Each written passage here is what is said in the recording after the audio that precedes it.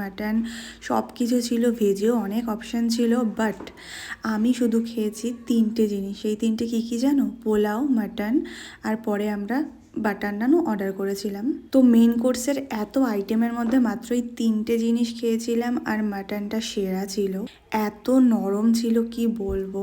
আর পোলাওটা একটু বেশিই মিষ্টি ছিল, তাই পরে আমরা নান বলেছিলাম, তো নান দিয়ে জমিয়ে খাওয়া দাওয়া করেছিলাম।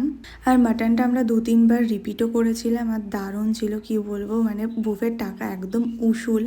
তারপরে পেটে তো আমার জায়গাই ছিল না ডেজার্ট খাওয়ার জন্য, বাট ওখানের ওই ছোটো ছোটো পেস্ট্রিগুলো খেতে এত ভালো ছিল কি বলবো, আমি অনেকগুলো পেস্ট্রি খেয়েছি। আর ফ্রুটসের মধ্যে পাপায়া, ওয়াটারমেলন ছিল, ওয়াটারমেলন এত মিষ্টি ছিল যে অনেকগুলো আমি তরমুজও খেয়ে নিয়েছি।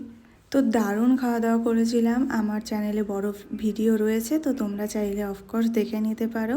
তো চলো, দেখা হবে তোমাদের সঙ্গে পরের ভিডিওতে। এখন টাটা।